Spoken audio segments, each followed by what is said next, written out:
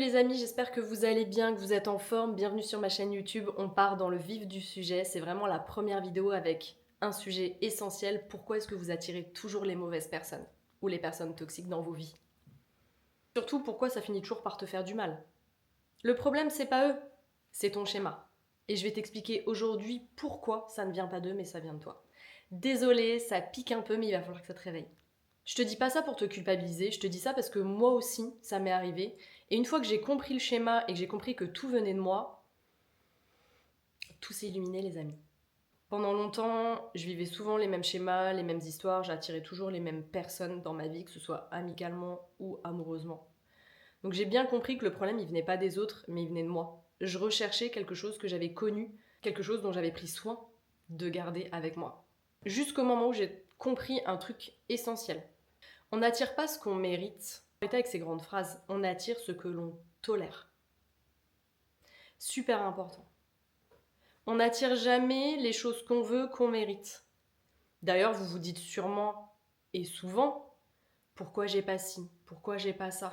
Ma meilleure copine, elle a ci, ma meilleure copine, elle a ça. Les 4 raisons essentielles qui font que tu es attiré par les mauvaises personnes. La première des raisons, c'est que tu ne te choisis pas. Tu choisis toujours les autres. Tu t'adaptes trop, tu donnes trop, t'acceptes des choses que tu devrais pas accepter.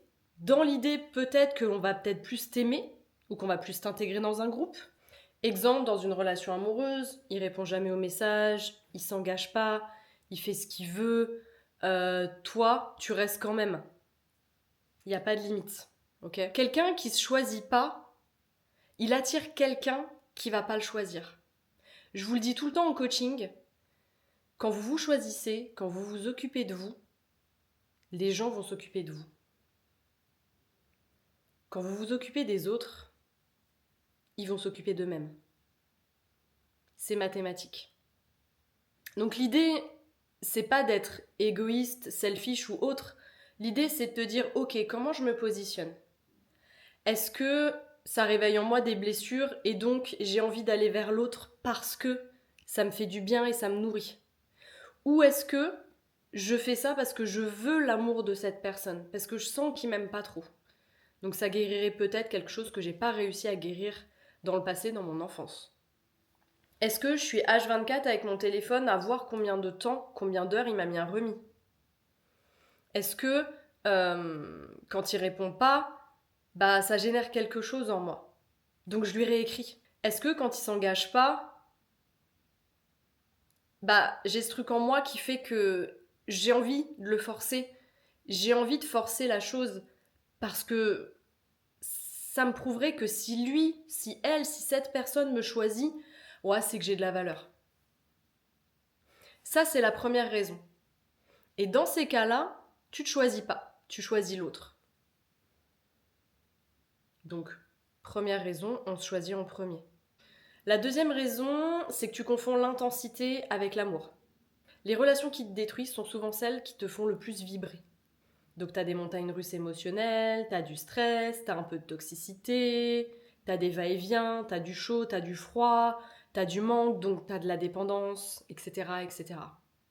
La deuxième raison, elle est super importante parce qu'il ne faut pas confondre l'intensité d'une relation, la passion, les papillons, même avec la toxicité d'une relation, c'est-à-dire quelqu'un qui te met des remis, qui te répond pas, qui s'engage pas, ou qui te fait croire qu'elle s'engage alors qu'en fait, dans les faits, il n'y a rien qui se passe, à quelque chose qui peut être inconditionnel. Je vous le dis toujours, l'amour, il est inconditionnel.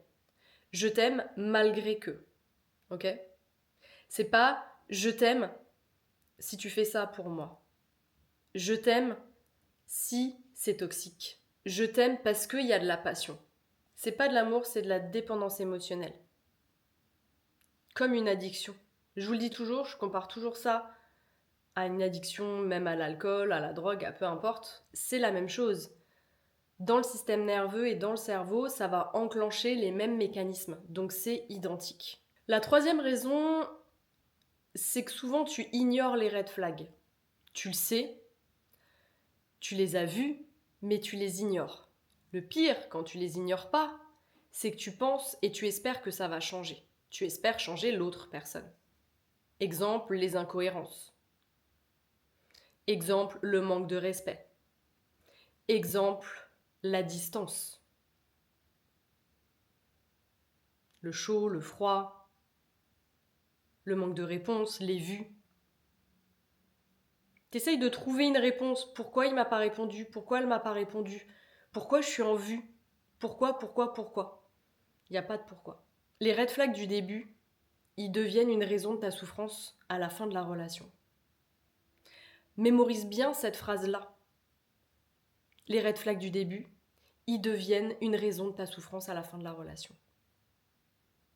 Tu les as vus, t'as pas fait attention, et ensuite c'est bien pour ça que tu souffres à la fin, quand tu sais que c'est perdu.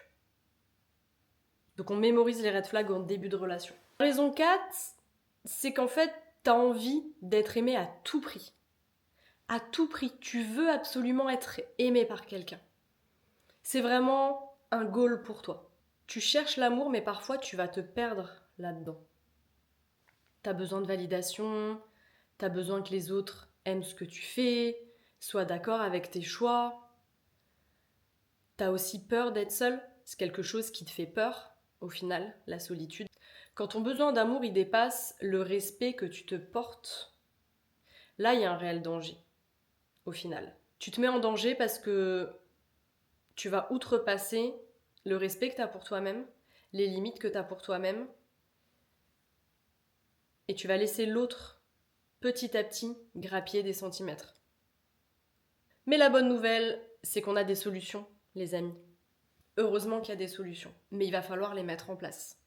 Et il va falloir les poser dans la réalité. Pas juste dire « Ok, c'est super, ouais, j'ai regardé la vidéo de Lorraine, ouais, j'ai lu dans un livre, génial, je rentre chez moi, il n'y a rien qui change. » Bah ça changera jamais, les amis. C'est dans la 3D, c'est ici, dans cette vie-là, qu'il faut poser l'action. Je te le dis toujours en coaching, le problème, c'est pas que tu attires les mauvaises personnes, le problème, c'est que tu les gardes, ces personnes-là, dans ta vie. Et ça se travaille. Et on va le travailler ensemble ici. Dans un premier temps, il faut apprendre à dire non. Ok, c'est quelque chose qui n'est pas forcément naturel chez toi, c'est quelque chose que tu n'as peut-être jamais appris à faire ou que tu n'oses pas dire. Juste le non à quelqu'un, pour toi, c'est stressant. En fait, tu as juste peur de perdre l'autre en disant non, en posant ta limite. Le deuxième point, c'est que il faut que tu écoutes les faits, mais pas les paroles. Tu écoutes quelque chose, mais tu écoutes la réalité. Tu n'écoutes pas ce qui se dit. Une personne va vous montrer qui elle est, par ses actes, pas par ses paroles. On peut tous parler. Et on peut tous parler très bien. On peut tous choisir les mots qu'on décide de dire et à quel moment on va les dire. Soit pour manipuler, et quand je dis manipuler, c'est peut-être même inconsciemment, la personne elle décide pas que tiens, je vais te manipuler. Non, c'est de l'inconscient parfois. Parfois. Donc, dans la réalité, quand on fait un acte, c'est beaucoup plus concret, c'est beaucoup plus compliqué et difficile en énergétique à faire. Donc, on regarde les faits. Troisième point, c'est qu'il va falloir que tu te choisisses même si ça fait mal. Même si la rupture fait mal, même si l'éloignement fait mal, même si lui laisser 1 jour, 2 jours, 3 jours sans réponse pour que la personne réfléchisse à ce qu'il a dit, ce qu'il a fait ou ce qu'elle a fait. C'est long et c'est douloureux, c'est pas grave. Ok ? Parce que rester dans une mauvaise relation pour toi, ça va faire encore plus de mal sur le long terme. Et c'est pas ça qu'on recherche. C'est pas ça qu'on... Il y a un moment donné, il faut que vous arrêtiez de vous demander pourquoi ça vous arrive. Pourquoi est-ce que vous n'avez pas le droit au bonheur? Mais le vrai problème, c'est pas que tu vois pas les red flags, c'est pas que tu dis pas juste non. Le vrai problème, il est plus interne. C'est qu'en fait, c'est dans tes mécanismes. T'as appris à accepter des choses que tu n'aurais jamais dû accepter. Et ça vient souvent de ton passé, de tes schémas, de ton enfance, de ce que tu as connu et en fait de ce que tu as normalisé, tout simplement. Peut-être que tu as appris que l'amour c'était compliqué, que l'amour c'était tout le temps une lutte, qu'il fallait toujours mériter l'amour, parce que quand t'étais petit, on t'a dit qu'on allait t'aimer si et uniquement si t'avais des bonnes notes à l'école, uniquement si tu te comportais bien, que si tu te comportais mal, ou si tu faisais ci ou ça de négatif, on t'aimait plus, ou en tout cas, ah là là, ça n'allait pas aller dans le bon sens. Donc toi, t'as mémorisé ça dans ton schéma. T'as mémorisé le fait que, bah ouais, en fait, on m'aime, mais en fait, l'amour, il est conditionnel. Il n'est pas inconditionnel. Donc, bah, je vais moi aussi faire des choses conditionnelles positivement pour attirer l'amour. Or, ton amour, il est inconditionnel. Quand tu as des enfants et que tu les aimes malgré tout. Tu les aimes parce que ce sont tes enfants et il n'y a pas de condition à ça. Ça, c'est le vrai amour et ce qu'on appelle d'ailleurs l'amour inconditionnel. Et cet amour inconditionnel, il doit être le cas dans tes relations familiales, amicales, amoureuses, partout, tout le temps. Il n'y a pas de condition à l'amour. Par contre, il y a des conditions à ton respect, à tes limites, à ton estime et à ta confiance. Mais il faut que tu comprennes un truc. Ce que tu tolères, c'est ce que tu valides. Et donc tu l'acceptes. Tu tolères quelque chose, donc tu montres à l'autre que c'est ok pour toi. Et ça, dans l'inconscient de l'autre personne, c'est super important. Parce que plus tu acceptes un petit bout, plus ça va aller de pire en pire.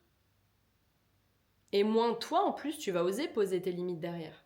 À chaque fois que tu es dans une situation qui te blesse ou qui te fait mal, t'envoies un message aux autres et surtout à toi-même.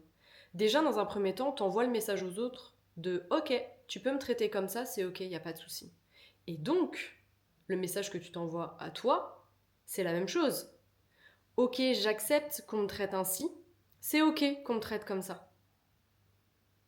Tu t'auto-valides sur quelque chose qui n'est pas normal. La problématique, elle est que tant que ça ne change pas, il n'y a rien qui changera autour de toi. Tes relations, elles vont pas changer. Tes amitiés, elles vont pas changer. Ta confiance, elle va sûrement pas changer. Parce qu'elle va changer le jour où toi, tu vas poser tes limites. Le jour où toi, tu ne vas plus accepter certaines choses. Le jour où tu vas te respecter. Parce qu'au final, en ne posant pas de limites aux autres, qu'est-ce que tu fais ? Tu valides le fait qu'ils te traitent mal et surtout, tu brises la confiance que tu as en toi-même. Et après, comment est-ce que tu veux faire confiance aux autres ? Les amis, on a un engagement avec nous-mêmes. C'est-à-dire que quand on se respecte, quand on sait ce qu'on vaut, quand on connaît son estime et ses valeurs, il y a des choses qu'on n'accepte pas. Pas parce qu'on n'aime pas la personne, l'amour il peut être là, mais juste parce qu'on ne se sent pas respecté. Et dans ces cas-là, ça veut aussi dire un truc super important, c'est que le jour où ça va changer, le jour où tu vas réussir à poser tes limites, le jour où tu vas comprendre ça, ta vie elle va changer. Le jour où tu commences à te dire ça j'en veux plus, ça c'est pas ok, je pose ma limite. Là on ne me respecte pas, je pars de cet endroit, de ce repas, de cette soirée. Tout change. L'énergie change.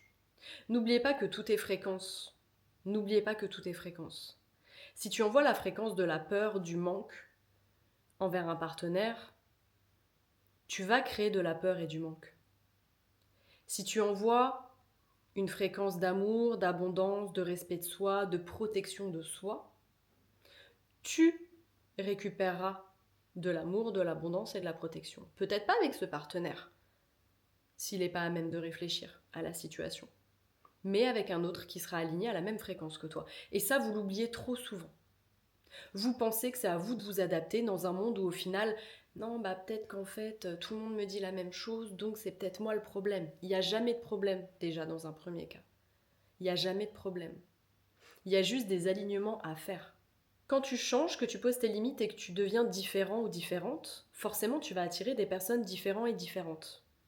Donc si vous en avez marre de rester dans vos schémas répétitifs, si vous en avez marre de rencontrer toujours le même type de personnes, c'est parce que vous ne changez pas. C'est parce que vous êtes persuadé que vous méritez ce type de personne. À un moment donné, il n'y a pas ah j'ai de la chance de tomber sur elle, ah j'ai pas de chance, oh lui il a la vie rêvée, il a la chance, il a les enfants, la maison, la voiture, bla bla bla bla bla bla bla bla bla bla. Il n'y a pas de blabla dans ces cas-là. Il y a de ok, cette personne a peut-être mis ses limites bien avant et donc il est tombé ou elle est tombée sur cette personne-là. Elle a réussi dans l'entrepreneuriat. Pourquoi ? Parce que peut-être qu'elle a mis des limites sur d'autres boulots. Elle a peut-être dit non. C'est peut-être priorisé. Et donc, elle a fait des choix différents. En fait, vous ne connaissez pas le background de toutes les personnes avec lesquelles vous avez des exemples magnifiques. Le seul exemple, c'est le vôtre. Si votre vie ne vous convient pas, vos relations ne vous conviennent pas, et que ça ne bouge pas, c'est que vos choix ne sont pas bons. Et c'est ok, c'est pas grave, on est là pour changer ça. Mais il va falloir poser des actions dans la 3D. Parce que le jour où tu t'acceptes entièrement, totalement, avec tes zones d'ombre, tes zones de lumière, en fait, tu n'attires plus les mêmes personnes, mais surtout, tu ne veux plus, toi, des mêmes personnes. Tu n'acceptes plus n'importe qui. Si tu te reconnais dans cette vidéo, abonne-toi. Vraiment, parce que là, c'est le début de ta transformation et c'est le début de ton petit chamboulement intérieur. Je dis petit, pourquoi ? Parce que vous serez beaucoup moins chamboulé par tout ce que je vais vous lâcher que par tout ce que vous avez déjà vécu. Moi, je vais vous apporter de la clarté et je vais vous dire ce qui est bon chez vous, parce qu'on va surtout aller encore plus loin que tout ce qu'on vient de se dire. On n'est pas dans des vidéos conseils, on va être dans des vidéos de transformation. D'accord ? Moi, les conseils, les small talk, ok, je peux vous donner 1000 conseils. 1000 conseils, parce qu'en 15 ans de coaching, j'en ai fait des choses, j'en ai vu, j'en ai connu, il n'y a pas de souci. Moi, je suis là pour vous dire qu'en 15 ans de coaching, la seule chose qui marche, la seule chose que je vois, les seules personnes qui bougent et qui changent de fréquence vibratoire, c'est les personnes qui cassent le cycle, qui partent dans l'action, qui posent leurs limites, qui se connaissent, tout simplement. J'espère que cette vidéo a pu t'aider. Merci les amis de me suivre, merci de vous abonner, merci d'envoyer les vidéos aussi à des amis qui vivent ces choses-là, parce que souvent vous tombez sur des vidéos et ça ne vous concerne pas spécialement. Donc n'hésitez pas à vous envoyer les vidéos entre vous. Dites-moi dans les commentaires comment vous avez trouvé la vidéo. Le but c'est que je m'améliore, ok. Moi j'ai l'habitude des courts formats, donc là on part sur des longs formats. Dites-moi aussi les vidéos qui pourraient vous intéresser et surtout notez-moi vos schémas répétitifs là dans les commentaires, que je puisse moi vous écrire et vous dire ce qu'il faut que vous changiez. J'espère que ça vous a plu. Je vous souhaite une magnifique journée, une magnifique soirée. Je vous embrasse et toujours, toujours, toujours prenez soin de vous.